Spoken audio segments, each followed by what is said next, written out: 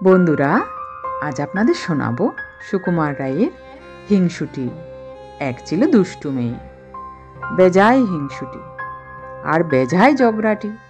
তার নাম বলতে গেলেই তো মুশকিল, কারণ ওই নামে শান্তলক্ষ্মী পাঠিকা যদি কেউ থাকে তারা তো আমার উপর চটে যাবে।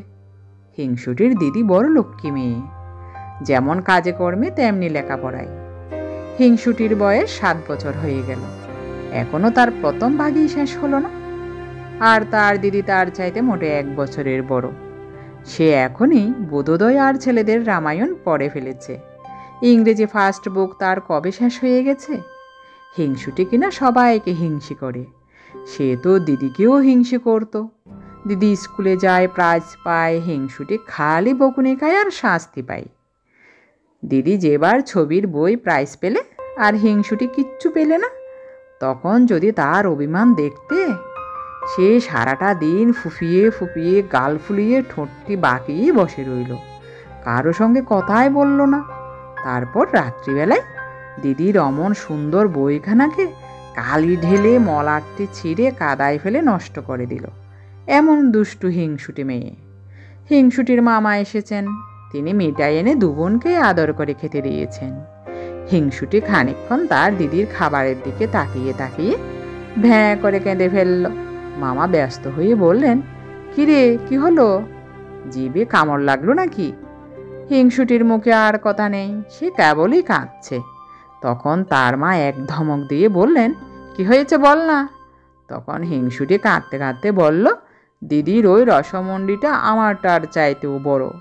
তাই শুনে দিদি তাড়াতাড়ি নিজের রসমন্ডিটা তাকে দিয়ে দিল। অথচ হিংসুটি নিজে যা খাবার পেয়েছিল তার অর্ধেক সে খেতে পারল না, নষ্ট করে ফেলে দিল। দিদির জন্মদিনে দিদির জন্য নতুন জামা নতুন কাপড় আসলে তাই নিয়ে চেঁচিয়ে বাড়ি মাথায় করে তোলে। একদিন হিংসুটি তার মায়ের আলমারি খুলে দেখে কি লাল জামা গায়ে, লাল জুতা পায়ে, টুকটুকে রাঙা পুতুল বাক্সের মধ্যে শুয়ে আছে। হিংসুটি বলল, দেখেছ দিদি কি দুষ্টু, নিশ্চয়ই মামার কাছ থেকে পুতুল আদায় করেছে, আবার আমায় না দেখিয়ে মায়ের কাছে লুকিয়ে রাখা হয়েছে। তখন তার ভয়ানক রাগ হলো। সে ভাবল, আমি তো ছোট বোন, আমারই তো পুতুল পাওয়া উচিত, দিদি কেন মেচামেচি পুতুল পাবে? এই ভেবে সে পুতুলটাকে উঠিয়ে নিল। কি সুন্দর পুতুল, কেমন মিটমিটে চোখ আর ফুটফুটে মুখ, কেমন কচি কচি হাত পা আর টুকটুকে জামা কাপড়। যত ভালো ভালো জিনিস সব কিনা দিদি পাবে। হিংসুটির চোখ ফেটে জল এলো। সেই রেগে পুতুলটাকে আছড়িয়ে মাটিতে ফেলে দিল। তাতেও তার রাগ গেল না। সে একটা ডান্ডা নিয়ে ধায় ধায় করে পুতুলটাকে মারতে লাগলো। মারতে মারতে তার নাক, মুখ, হাত পা ভেঙে, তার জামা কাপড় ছিঁড়ে আবার তাকে বাক্সের মধ্যে ঠেসে রাগে গড়গড় করতে করতে চলে গেল। বিকেলবেলা মামা এসে তাকে ডাকতে লাগলেন আর বললেন, তোর জন্য কি এনেছি দেখিস নি? শুনে হিংসুটি দৌড়ে এলো। কই মামা, কি এনেছো, দাও না। মামা বললেন, মার কাছে দেখ গিয়ে কেমন সুন্দর পুতুল এনেছি। হিংসুটি উৎসাহে নাচতে লাগলো।